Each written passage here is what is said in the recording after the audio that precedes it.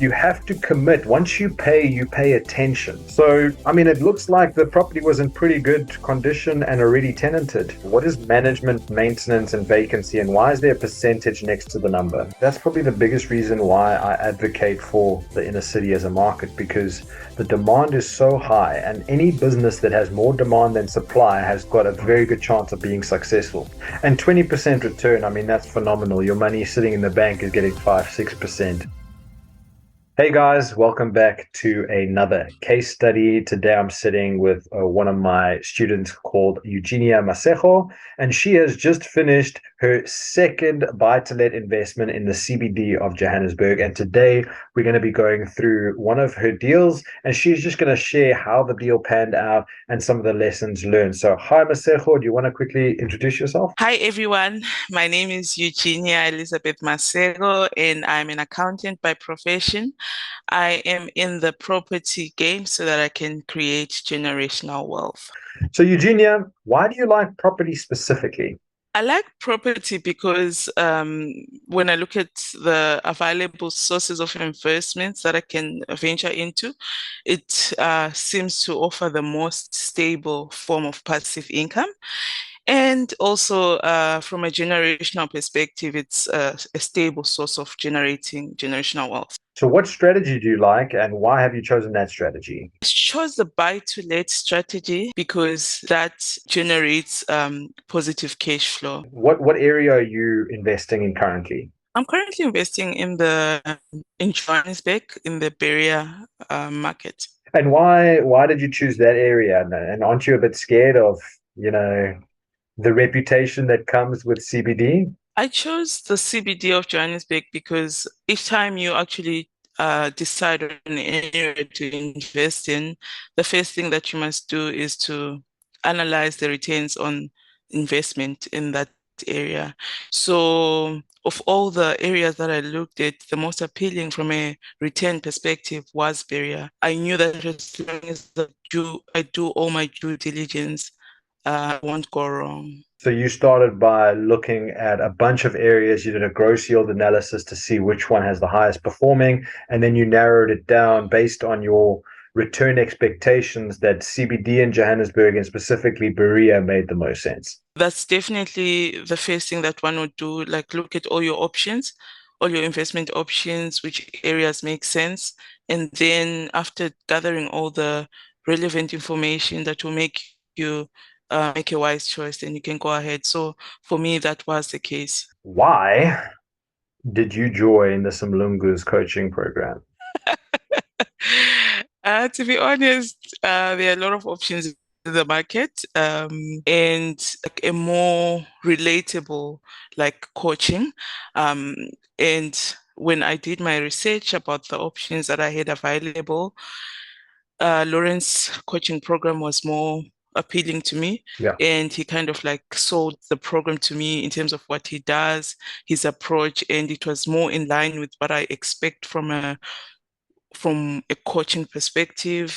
I remember that we spoke I think it was the beginning of 2022 we spoke, and you were so hungry and you're like, Lawrence, I have to do this, I have to do this, I have to do this.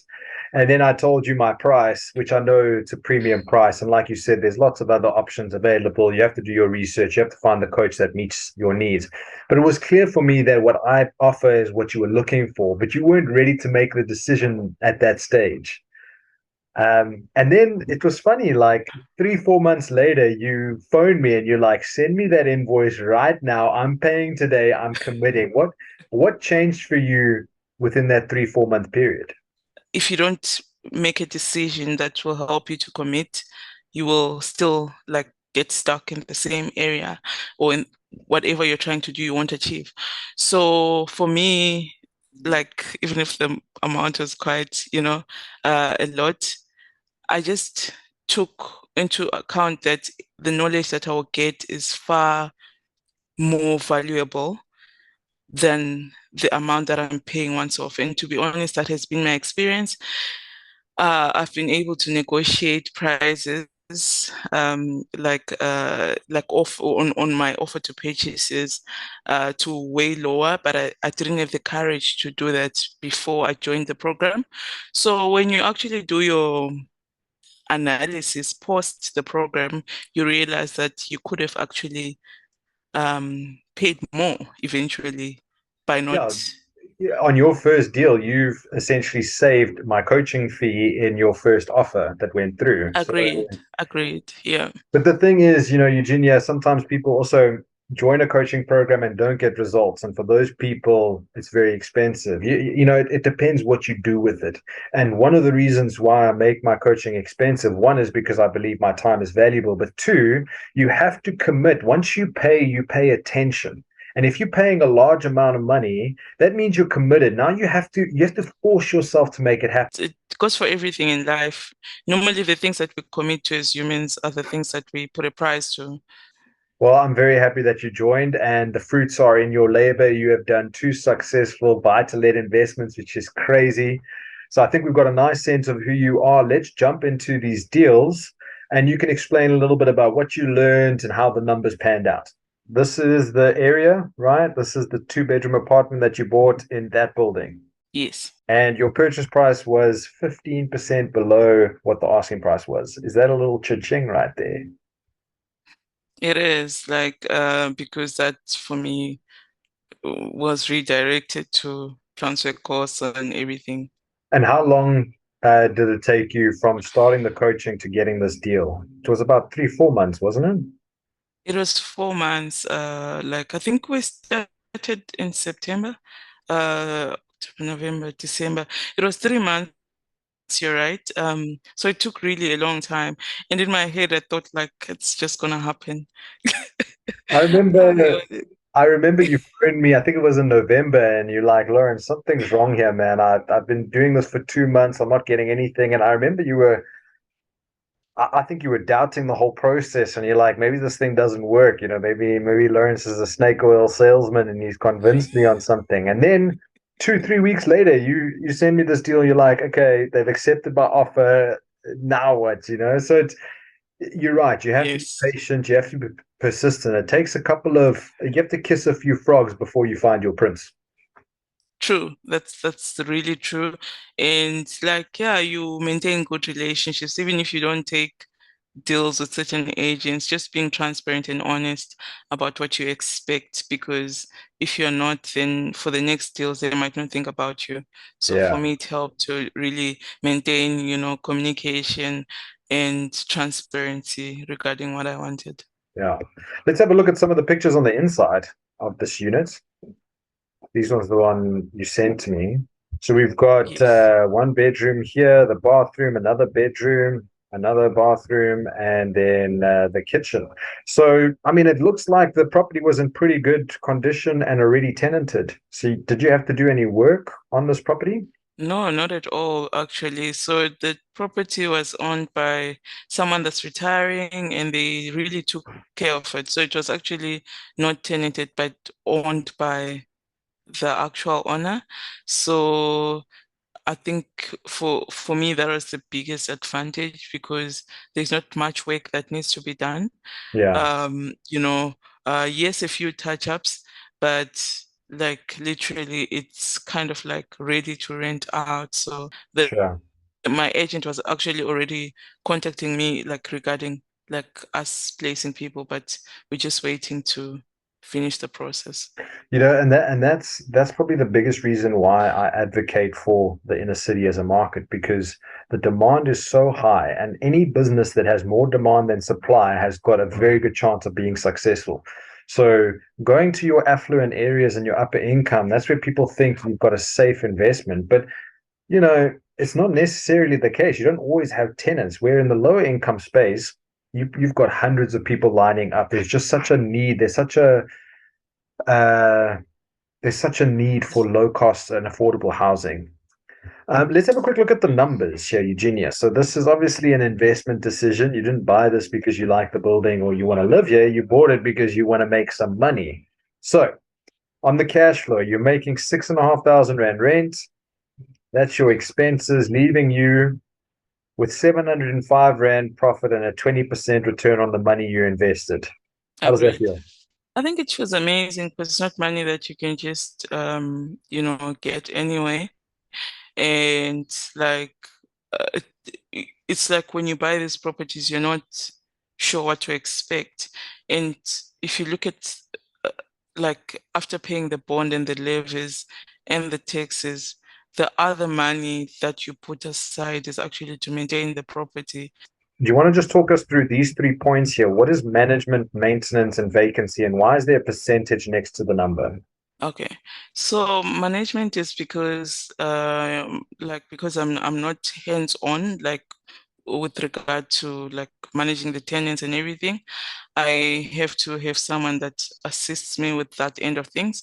So I have to put a certain amount aside on a monthly basis. If I put aside 520 rand, which is 8% of like my the total rent that I get, it's a reasonable figure to actually take care of that. That's the going rate actually in the area for property managers. And then from a maintenance perspective, it's a multi-let, so it's expected that uh, things will, need maintenance from time to time, probably even more frequently than like just a single tenanted house. So that's why you would see that the percentage for maintenance is slightly higher than the other two, management and vacancy. And then vacancy, yes, we are saying that the area is a high, like there's a high chance of getting tenants, but we also don't want to leave things to chance. So we have that 8% like uh, portion to actually say, should there be a vacancy at any point, then we can tap into those funds to take care of the rent or whatever needs to be paid. Perfect. And 20% return, I mean, that's phenomenal. Your money sitting in the bank is getting 5, 6%. Here you're getting 20%. So even though you're risking your capital in a higher risk area, and people think Berea and CBD is so dangerous, but your return is also speaking to that risk. So yeah, your money is not at risk at the bank. You're getting 5%, but that's less than inflation. So your money in the bank is just getting less and less valuable. Where here, yeah, Agreed. you're taking a bit of risk, but you've also put maintenance and provision you put provisions aside for maintenance and vacancy and still making a positive cash flow and a good return. So congrats, Eugenia. This is very exciting. I think for me, like there are a couple of lessons, but the ones that stood out the most was that start where you are with what you have. In that the best time to invest is now. We tend to like push things for later, so and end up not doing like or committing. And then always follow the numbers. You never go wrong. If you don't, you might end up, getting things wrong and the cost of it is much more. And then, yeah, like the biggest was to partner with the coach. You will definitely save money. There's access to a power team, which is very crucial in the journey, and it speeds your success. Without a coach, I don't think I would have had the confidence to buy, like two properties like under 6 months. So, yes. And then, yeah, one more thing is to really listen to the right voices. Sometimes you will have naysayers or people that don't stick to the direction of your dreams. So, you need to be careful of that as well. So Eugenia, congratulations on taking action. You fully deserve the two buy-to-lets that you've already bought, and I'm sure that there's many more to come.